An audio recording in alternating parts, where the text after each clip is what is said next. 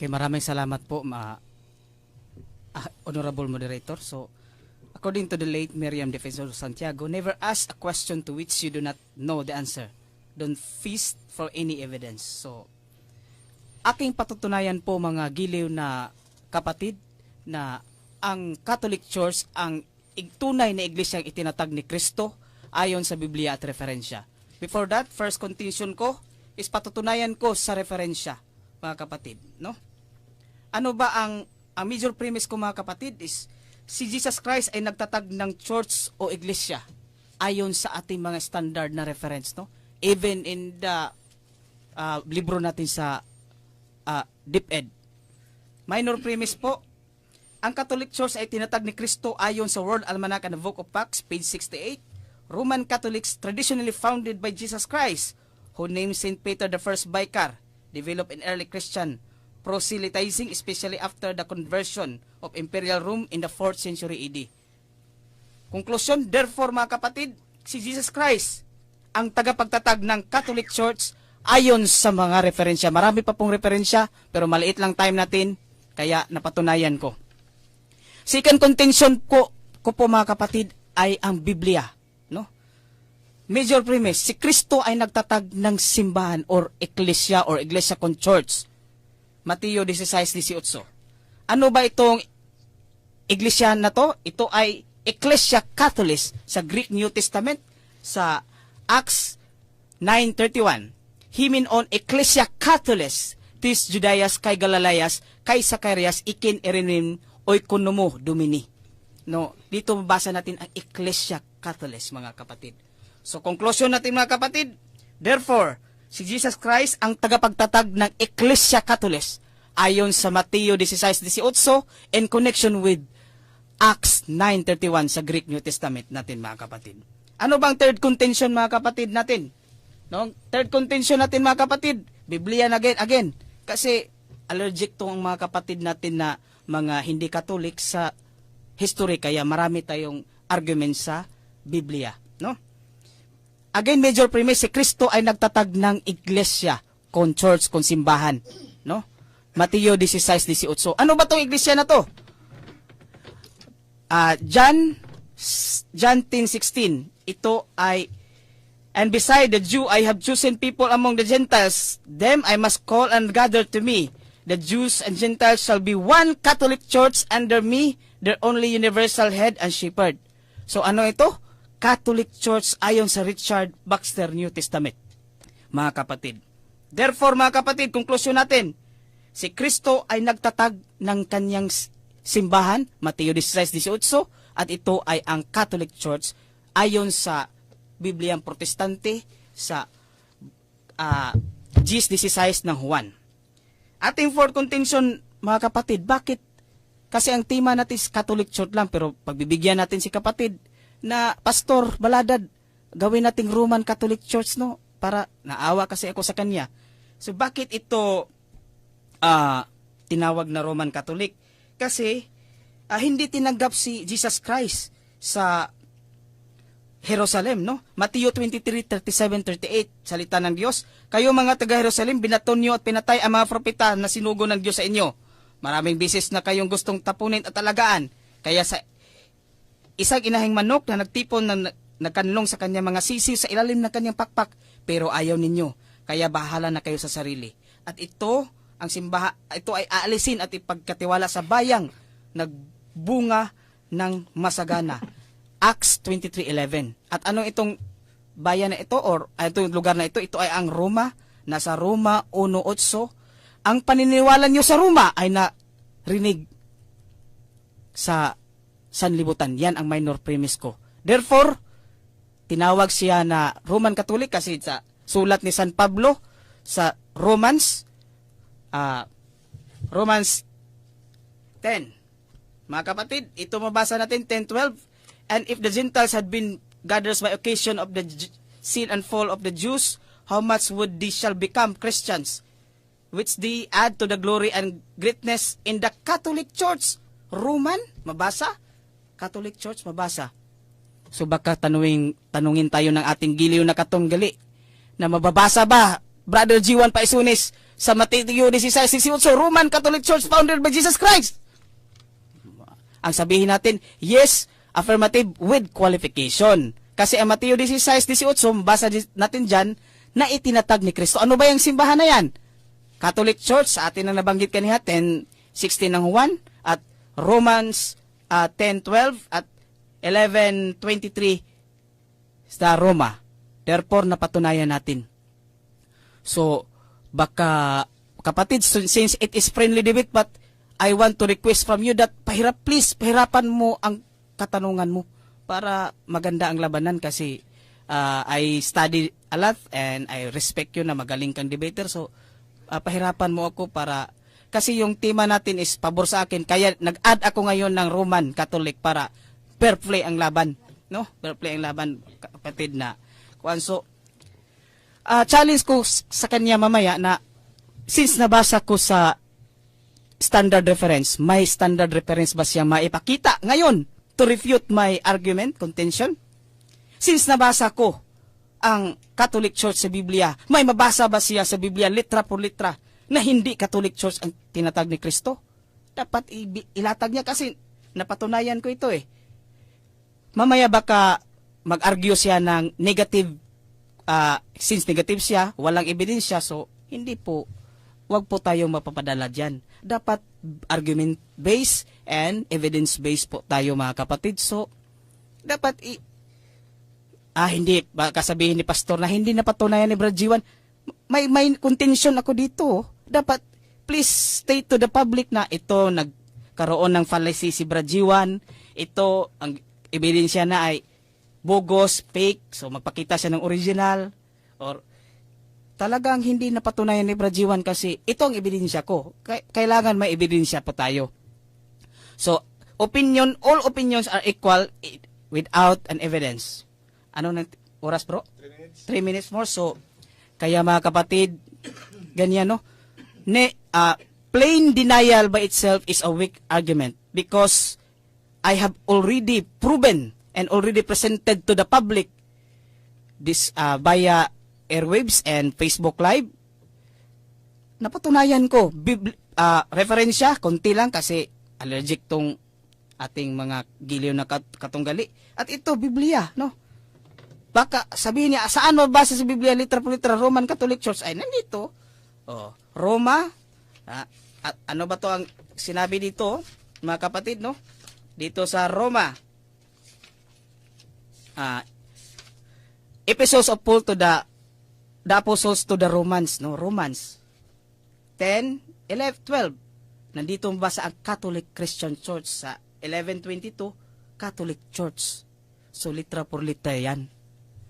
So, hindi naman, kaming mga Katoliko is, hindi kami doktrina namin litra por litra, pero para to counter the argument of our Protestant brethren, we are using their shoes. No, we are putting their shoes to satisfy their needs. So, kaya po mga kapatid. So, baka may tanong si brother diyan, nakita ko siya sa kanyang, nag-ready na siya sa kanyang chat GPT or ano ba yan, na kailan ba ito na itatag? Naitatag ito sa, mamaya, sagutin natin yan, Pastor, at pakihirap-hirapan kunti kasi grab ang aking mga, may major premise ako, minor premise, conclusion. So, dapat po, Pastor, patunayan mo mamaya na nagkaroon ng fallacious argument, nagkaroon ng mga improper comprehension sa aking ebidensya. Yan. Simply denial, negative pregnant yan sa ating rules of court is a weak evidence and hypothetically admitting the argument of the other. Thank you po. Okay. Ayon sa kasaysayan na iyong binanggit, tama yun eh. Ating alamin kung kailan nagsimula ang unang iglesia, anong siglo, anong taon, anong reference mo din na magbabasa. Okay, Pastor. Ayon sa aking research, natatagpo ang iglesia na tunay na iglesia ni Jesus Christ sa approximately 30 to 33 AD, Anno Domini po. Okay. So approximately kasi depende po kasi yan sa writers na nagsulat kung ano ang kanilang reference point sa kapanganakan ni Kristo. Salamat po. Okay. Ngayon, yung binanggit na iglesia, mayroon namang iglesia doon sa binanggit mo na 33 AD, mayroon namang Katoliko doon, mayroon na bang mga namumuno ng Katoliko? Yes, marami po.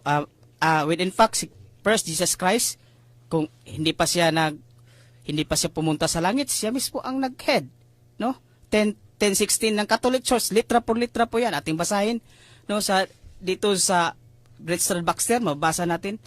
So, yan nga, si Jesus Christ muna, siya muna ang head kasi nandiyan pa siya sa lupa. 10:16 ng Juan. Therefore, mabasa natin doon ang Catholic Church. Salamat po sa tanong, Pastor. Okay, next question. Noong si Kristo ay umakyat sa langit at ang namumuno ay ang mga apostol. Ngayon, sino ngayon ang nilagay doon sa panunungkulan doon sa iglesia nung si Kristo ay umakyat na sa langit? Okay, thank you. Magandang tanong. Mr. Moderator, I would like to address this to you that this is out of topic but naawa kasi ako sa kapatid ko. Pwede kong sagutin pero ikaw yung masusunod kasi ikaw yung moderator. Okay, gipangayo na nimo si pwede nimo sugat ko ano imong tubagon. Okay, salamat po Pastor. Sa Juan 21, si Jesus Christ ay nagsalita kay Pedro. Pedro, mahal mo ba ako? Sinabi ni Pedro, oo. So, feed my sheep. Sa Griego niya is iba't ibang Greek word ng sheep dyan. No? Shepherd my sheep. So si San Pedro na ngayon ang kanyang yung main na nagpapamahala ng iglesia. Pero yung mga kapatid na yung mga ibang apostoles, foundation din sila pero si San Pedro lang talaga ang binigyan ng keys ni Jesus Christ ayon sa Mateo 16, 18, 19. Therefore, nasagot po ang tanong po. Okay. Last 2 minutes. Last minute. Okay. Yung katungkulan, alin ang mas mataas, yung papa o yung obispo, yung bishop na inyong mga nanunungkulan? Sa nanunungkulang, ang papa is still a bishop of Rome. So, kasi siya yung kahalili ni San Pedro, pero yung mga obispo, naghalal kasi sila ng bishop of Rome. So therefore, siya yung primus inter pares or first among equal. Pero siya ang tagapamahala ng Catholic Church sa buong mundo. Kahit ano-anong rito yan, Latin Rite, Eastern Catholic, yan po. So therefore, first among equal ang aking sagot, siya ang tagapamahala sa lahat. Ang Papa is ang Bishop of Rome. Salamat po sa tanong, Pastor. Okay. Ngayon, sino ang nagpilit naman itong kardinal? Ano naman ang ranggo ng kardinal? Ano naman ang kanyang ranggo doon sa iglesia? Mr. Moderator, again, I would like to address that this question is irrelevant but kasi Pwede rin mo tubagon, pwede dili. Okay. Ang cardinal naman yung is obispo rin yan pero sila yung may karapatan na maging to vote and to be voted upon na magiging santo papa. Yan po ang ating sagot. So yan po kasi yung simbahan natin is historically nag-grow na. Okay. Ayon sa kanilang mga sinasabi, ginamit na yung Mateo 16:18 na ang nagtatag si Kristo. Yun po ay tama yun, na ang ating Panginoon talaga ang nagtatag. Subalit doon sa pamunuan, doon sa pagpili, kung sino ang iiwan sa iglesia, doon po siya nagkaproblema sapagkat yung pong mga obispo, kardinal, at yung mga kaparian na yan po ay hindi po natin na basa sa Biblia na yan ay itinalaga ni Kristo bago umakyat sa langit. Sino ba ang tinalaga? Efeso 4:11 nakalagay doon. Bago siya umakyat sa langit ay nagdagay siya ng kaloob. Ano yun? Apostol, propeta, pastor, evangelista at guro. Ano yung 5 opisina na inilagay ng Panginoong Hesus bago umakyat? Kaya wala po doon papa, walang kardinal, wala doon eh. Kung sakali man may pinili man ang Katoliko na simbahan, sila lang yun, hindi yung si Kristo may utos. Bakit po? Wala sa history, wala sa background dito na ang Panginoon bago umakyat, naglagay siya ng mga namumuno sa iglesia. Ano yun? Apostol, propeta, evangelista, pastor at guro. Kaya mayroong pastor at mayroong evangelista. Kaya si Pablo, apostol. Kaya, yun po yung ating pong tindig dyan, na ito pong history na yung ginamit ng kasaysayan, tama yun ang nagtatag si Kristo. Pero ang pamunuan, pag akit ni Kristo, iba na yung namumuno, tao na. Samantala, ang sabi dito sa Biblia, si Kristo ang ulo ng iglesia. Colosas 1:18. Siya ang panganay, siya ang ulo ng katawan sa mga katawan ng iglesia. Ngayon, ang pundasyon sino? Si Kristo, ang ulo. Kaya, ano yung sangkap, yung iglesia? Sapagkat walang ibang pundasyon maaring inalagay na kundi nakalagay na si Kristo. Ang pundasyon dyan si Kristo, hindi po yun sa tao. Kundi, ang pundasyon dyan, si Kristo ang panulok, ang bato. Kaya, ano yung katawan? Yun yung iglesia na iligtas ni Kristo ayon sa Efeso 5:23. Si Kristo ang ulo ng iglesia at siya ang tagapagligtas ng katawan. Kaya ang katawan, iglesia. Ano yun? Tao yun, hindi yun building, hindi yun tawag na konstitusyon o kaya organisasyon. Hindi po. Mga tao na mananampalataya kay Kristo. Sila yung mga mananampalataya. Kaya yung ating pong tindig dito na ang tunay na iglesia sa Biblia, ayan po ay pinamunuan ng mga apostol at ng mga tinatawag natin mga evangelista, pastor, propeta. Yan yun sa Efeso 1:20-21. Yun ang mga pundasyon dyan. Ngayon, pag akit ni Kristo sa langit, hindi siya naglagay ng sabihin na mayroong obispo, mayroong papa, mayroong kardinal. Wala mang ganyan titulo kasi nga ang sabi na kanina ni Jiwan, ang kardinal ang nagpipili doon sa tinatawag ng mga pamunuan na pare, ganyan. Ibig sabihin, wala sa ating kasaysayan sa Biblia ang kanyang sinasabi na ang pamunuan ay napunta doon sa mga obispo, papa, kardinal.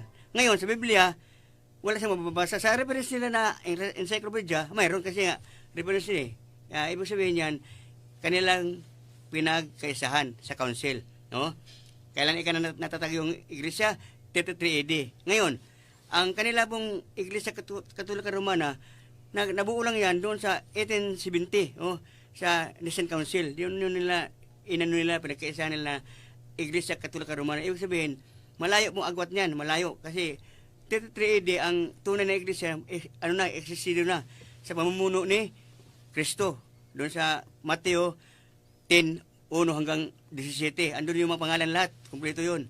Kaya ngayon, ating pong tindig dito na si Pedro, hindi po yan siya nakarating sa Roma para mangaral. Si Apostol Pablo po ang sinugo ng Panginoon. Sabi na, dalhin mo ang pangalan sa Hintil. Yung Roma kasi, ito rin Hintil yan na lugar kasi yan yung mga Diyos-Diyosan nandyan sa Roma na yan. Kaya ang 12 apostol ni Kristo sa Mateo 10:1-17, sinugo sa Israel. Yun yung sabi ni Kristo na, huwag kayong pupunta sa bayan ng Hintil, kundi sa Israel kayo pumunta. Hanapin niyo ang mga tupa na wawaglit. Kaya may iglesia na naitatag na pamumuno ni Pedro, siya yung tinatawag na leader. Pero hindi po siya nakarating ng Roma para mangaral doon. Wala kang mababasa dyan sa Biblia na mayroon si Pedro nangaral doon. Si Pablo ang inasayin doon bilang apostol ng Roma. Kaya ngayon, kung sakali man pamunuan ang pag-uusapan, bakit si Pablo hindi nilalagay doon sa Roma samantala siya yung nakarating doon? Ibig sabihin dyan, mayroon tinatawag na hugos-pugos yung mga evidence o referensya na history. Sa Biblia talaga, wala kang mababasa sa Biblia na si Pedro nakarating sa Roma para nangaral. Si Pablo ang missionary doon.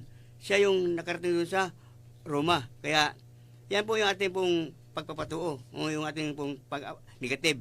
Ngayon, tungkol naman sa tinatawag na mga mananampalataya, yan yung iglesia, yung mga mananampalataya kay Kristo. Kaya nga, Kristiyano Gawa 11:26. Tinawag na Kristiyano ang mga alagad sa Antioquia. Doon mo, ang tinawag Kristiyano, hindi po Katoliko. Wala kang mababasa na tinawag na Katoliko ang mga alagad. Hindi. Kristiyano po ang tawag sa kanila. Doon sa Gawa 11:26. Tinawag na Kristiyano ang mga alagad. Doon po tinawag. Ngayon, ang Katolika Romana na yan po yung ginawa nila sa history na napunta sa Roma, yung iglesia kasi pamumuno doon ni Pedro kasi doon namatay at doon nilibing. Yun ang kanilang lagay dyan na history. Pero katunayan dyan, si Pedro hindi nakarating sa Roma para mangaral. Wala kang mababasa sa talata sa Biblia. Kundi si Pablo ang sinugo doon ng Panginoon. Kaya, narito ang sagot dyan sa kanyang sabi kanina na referensya ayon sa kasaysayan ng Katoliko tradisyon. Ano pa? Makikilala ang turo ng tunay na iglesia. Sa turo naman, alam natin yan, ang turo ng iglesia ng Katolika, andyan yung purgatorio, kung ano-anong turo, na wala namang turo, ang apostol na Mr. Moderator, objection. Okay, o sa mong objection. Wala, hindi kami ngayon sa doktrina.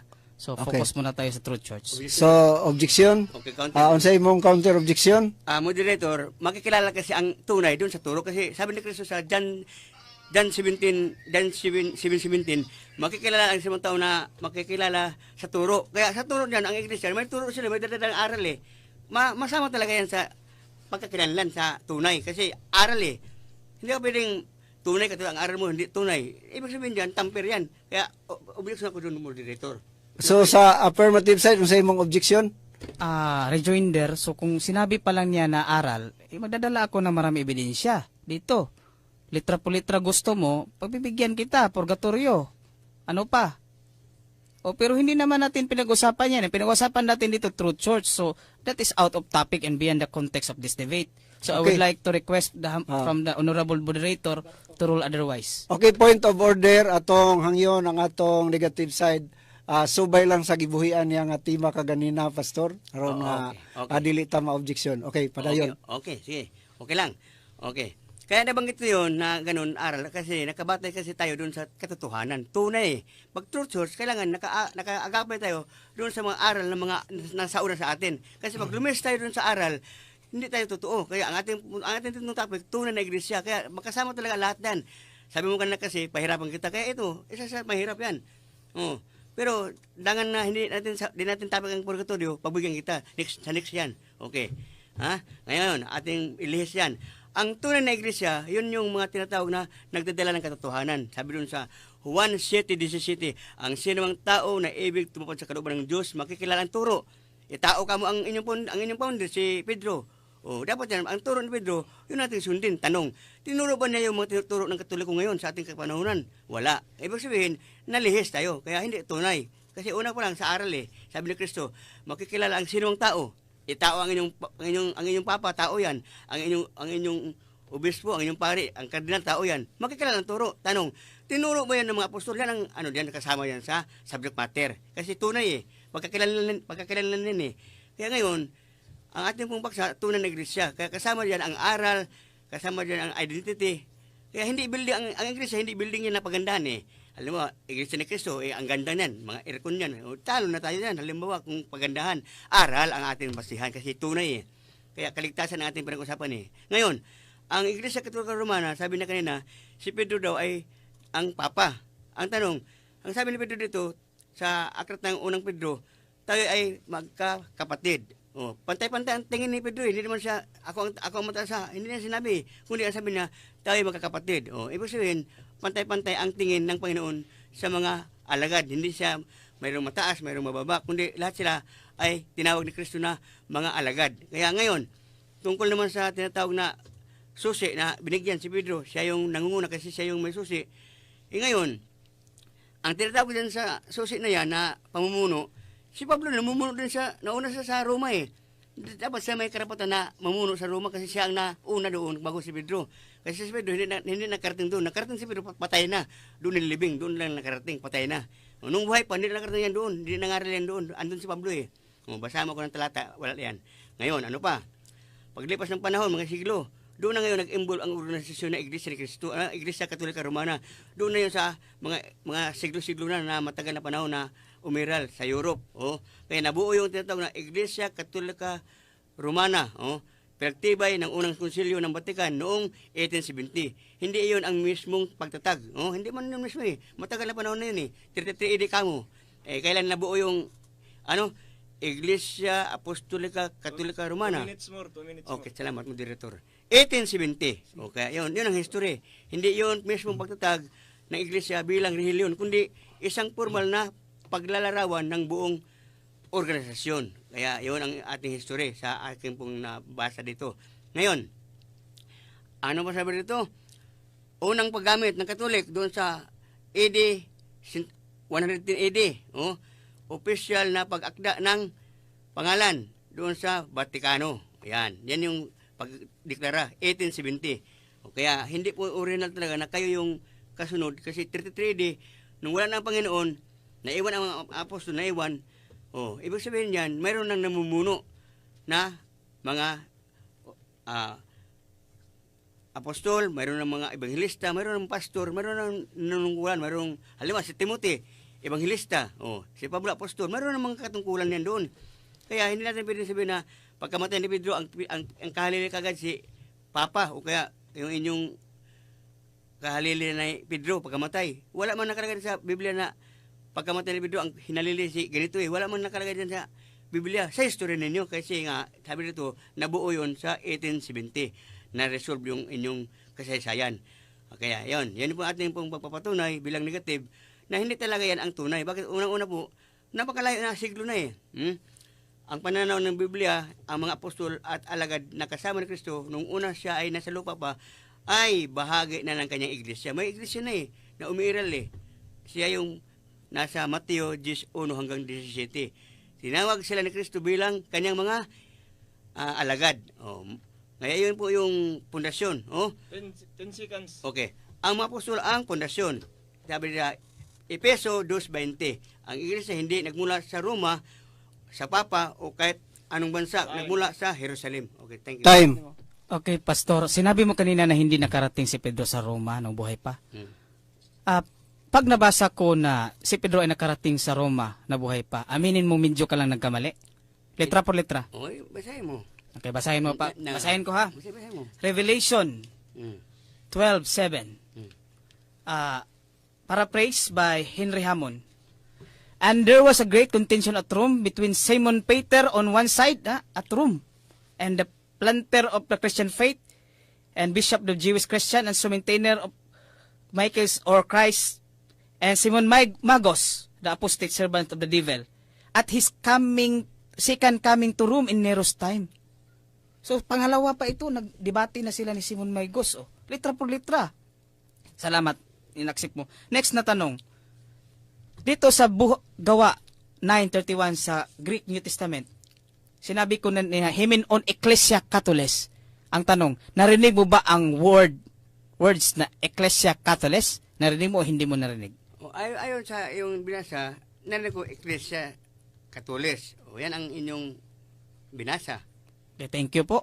Yan binasa Dito mo. sa Joseph Hall Bible, sa 10:16 sa Juan, He may chosen people of the Jews, and now by known and noted flock, but I have other sheep also beside you. Even the Gentiles, dito ko na, shall make up one holy Catholic church under me, their one only head. Ang tanong, ano ang narinig mo? One holy Catholic church or Church of the Firstborn founded by in the Philippines? Ano ang narinig mo? Ayon sa iyong binasa na iyong Biblia na salin dyan, yun ang nakalagay. Pero sa ibang salin Biblia, iba ang nakalagay. So, ang narinig mo ang One Holy Catholic Church po, Pastor? Ayon sa iyong Biblia na hawak na ibang salin. Sa ibang salin, basahin mo Okay, thank you. parehas. That is affirmative po. Next, Yan. dito sa Roma, sa Richard Baxter, sa Romans 10:12, doon binasa ko ang Catholic Church. Tanong, narinig mo ba ang ang sulat ni San Pablo sa Romans sa 10:12 na Catholic Church? Narinig mo, hindi mo narinig? Binasa mo, narinig ko. Okay, thank you po. Maraming salamat po. Narinig ko, binasa mo Okay. Kasi nabasa ko kanina, napatunayan ko kanina sa history na ang Catholic Church sa Tag ni Cristo. May maipakita ka bang counter evidence to refute my argument para ma-neutralize mo ang argumento ko na standard reference na nagsabing ang Catholic Church ay hindi tatag ni Kristo? May latag ka ba? Ang aking latag yung sa Biblia, sa aral. Iba ang aral ng Katoliko, kaya hindi talaga Mr. Moderator, objection. Okay, what's your objection? So, sa reference mo na, Sa reference, Okay. makapagbigay ka ba ng standard reference aside from the Bible? Okay, dapat kay standard reference, Pastor, o wala? Moderator, ako kasi sa Biblia hindi ako nag-reference. Ang aking binasa doon, aral. Yun ang aking reference. Na aral, iba ang aral ng Katoliko, iba yung aral ng Iglesia ng Tunay. Kanay mong reference asan nimo gikuha sa cellphone Biblia. o sa reference Sa Biblia lang. Hindi. sa Biblia kuno niya Biblia yan. gikuha. Hindi. Sige, okay na lang. Okay na lang si Pastor. Maawa ko si Ikalawa Pastor. Timothy 3:16, ang lahat ng kasulatan. Biblia man yun. Okay, mo kuno to iyang reference. Reference ng Biblia. Okay. Biblia. Sa Biblia, mababasa ba doon litra por litra na hindi Catholic Church ang itinatag ni Kristo? Litra por litra, verbatim et literatim? Kasi nabasa ko kanina eh. Ito ang sagot. Ang nabasa ko, makikilala ang turo. Doon ang batayan natin sa mga marunong magsuot. Objection, Mr. Moderator. Okay, what's your objection? Nabasa ko kasi litra por litra. Ngayon, hanapan ko siya ng litra por litra, hindi sa turo. Okay. Mabasa ba niya sa litra por litra sa Biblia na Catholic Church is not founded by Jesus Christ, litra por litra? Yes or no? Then explain. Okay, Pastor. Usay mong tubag. Okay, tubag ko. Ang aking negative, yung history niya na hindi angkop doon sa pangyayari. Halimbawa, 33 AD na itatag. Nabuo yung Iglesia Katolika Romana 1870. Napakalayo. Kaya ayun ang aking reference na hindi talaga kayo yung. Bakit? May nauna na eh. May nauna na ng Iglesia eh. Yung mga pinamunuan ni Pedro sa Mateo 11 hanggang 17. Meron na eh. Time. Thank you. Mga kaigsuunan, nindot pa kayo ato ikuan dito sa unahan, pero ato sa ibalik ato sa atong master control para sa dugang mga paidumdum.